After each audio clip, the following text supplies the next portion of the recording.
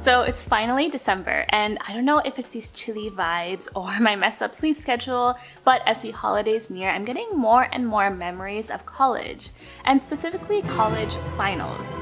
Now, while I may look fondly upon those years now, those were some rough, cringy times. So as that nostalgia settles in, I figured in today's video I can explore some of those moments with you.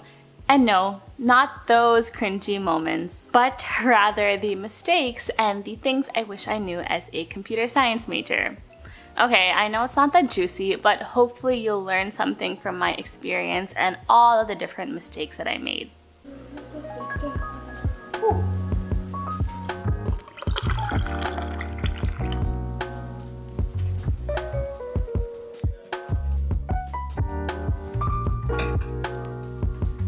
Now, I mentioned this in a previous video as well, but one of my biggest regrets from college was not putting myself out there more and not being more engaged with my college community.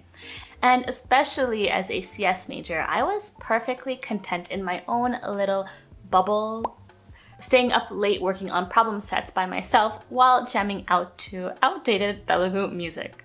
And yes, that worked out enough to help me graduate and get a job, but in the process, I missed out on a lot of potential connections with my classmates and professors. And besides being able to learn from those people, those connections could have helped me get referrals to top companies or unique research opportunities, or even recommendations. Looking back at it, I think I was just generally way too laser focused on just classes and research, which was probably the pre-med in me, that I never really stepped back to look at the bigger picture in terms of what college is actually meant for. I think if I did, I would have taken on a lot more partners for problem sets, or joined more study groups, or attended more lectures and networking events. And even now, I very much like to stay in my own lane and don't really mix or mingle more than I need to, which is definitely a problem and something I should work on in 2021. And one tool I wish I had to achieve this is Goodwall, which happens to be today's lovely sponsor. Now, Goodwall is kind of like a combination of LinkedIn, Glassdoor, and TikTok. It's a social networking app that helps students and young professionals connect and discover job and educational opportunities. Like LinkedIn, you can create a profile like I have here and either apply for jobs or share your stories.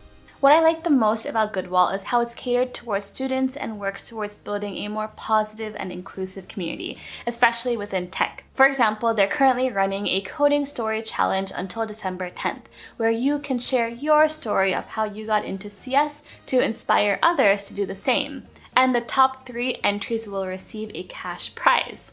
Not bad. So if you want to try this out for yourself, you can download the Goodwall app for free, submit your story with the coding story hashtag, and in doing so, inspire others to learn CS and coding.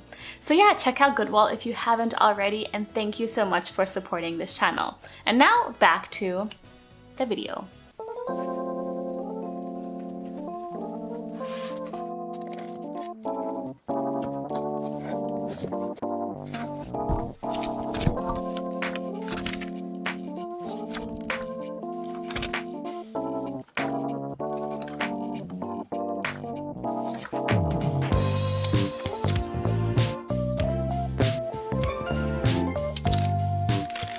So apparently I have run out of filming locations. So here I am in my closet. Anyways, I was flipping through my old college notebooks and I found this one from one of the last classes I took in college and one of the most notorious courses in our major, CS 251, aka the Theory of Programming Languages. Now, this class wasn't notorious for the difficulty level, but rather for the obscene workload and the obscurity of the content. And basically we learned about functional programming, coding in a dozen ancient Lisp languages like Scheme and Racket, and using recursion for pretty much every problem.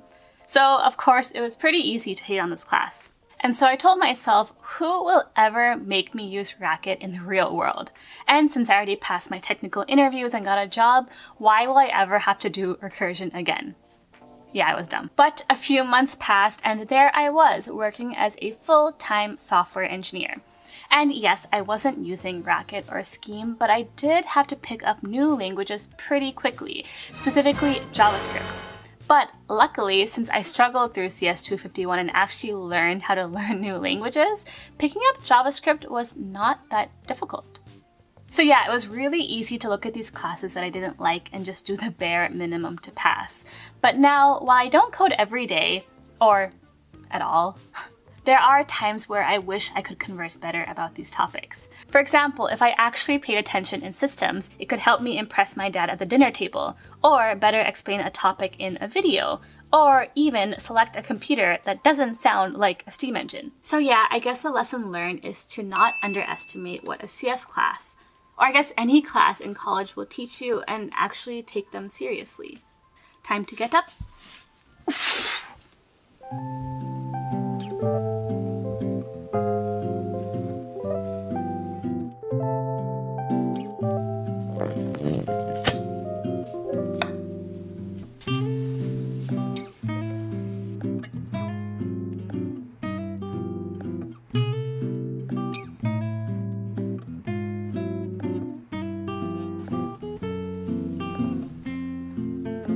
So the third thing that I wish I did more in college was ask for help. Now, I think I mentioned before that I pretty much never went to office hours in college. And in my head, I justified this because I felt like I didn't have any questions, which was really never the case, or I thought my questions would make me look dumb, or because I was too lazy and antisocial to leave my room. Not only that, but I barely went to my major advisor or my seniors, or really anyone for help. Because no, I want to do everything myself and wore that as some type of badge of honor. And this is another pattern that carried itself after college. In fact, when I was working as a software engineer, I'd often spend hours at my desk staring at an error log until my boss would roll over his chair to see if I had any questions. And sometimes even then, I would brush it off and say that I was fine. I think I feared that since I was the most junior member on my team, any question at all that I asked would highlight that fact and make me seem like a less and less valuable member of the team. Which was probably just my imposter syndrome talking again. Now the beauty is that in college, no one is judging you. You're there to learn and ask questions and be curious. And not just about classes, but side projects or the job search or just anything. So every time that I rejected help or insisted that I can do something on my own was a failure. Again, to make the most of the massive opportunity that is a college education.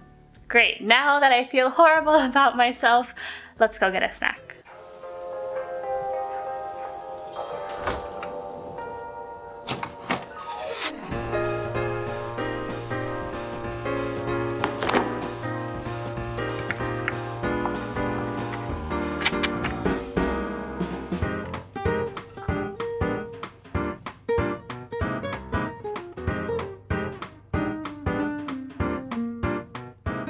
So I know this kind of contradicts my last point, but I think just as important it is to ask for help, it's also important to know when to figure things out for yourself.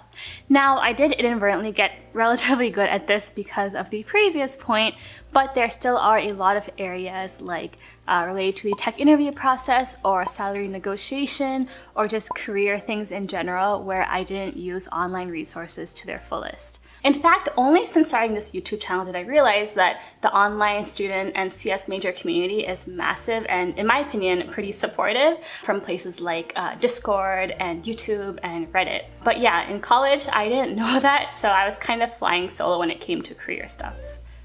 And I know for me, this really paid off because even if it took me a few more hours to complete a problem set or a project, I gained a lot of resourcefulness and patience, which still pays off today. I know when I was working as an engineer, this helped me learn new tech stacks and just office culture in general. And since starting YouTube, this helped me learn to make videos and edit and run a business all at the same time. So yeah, now when I have a question, I usually go to places like Google or Reddit or YouTube or Quora or just online forums, and 9 out of 10 times I can usually find an answer. And this has really given me a lot of independence and confidence in that regardless of what I want to start or create, given the resources that are online, which are usually free, I'm pretty confident that I can figure things out for myself. And that is pretty empowering. So yeah, I think the common thread between all of these points is to savor every opportunity for learning in college, besides what is in the textbook, because ultimately those experiences are what will translate into the life skills that you'll need when you are a real adult, which clearly I am not. Now that I feel even older talking about college as if it was centuries ago, I should probably wrap up this video. So yeah, I hope you found this video helpful. If you did, please give it a big like and subscribe. Follow me on social media if you haven't already. Thank you again, Goodwall, for sponsoring this video, and I'll see ya in the next one.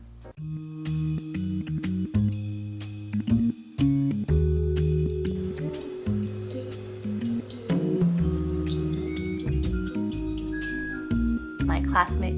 Oh no! I think it's very bad.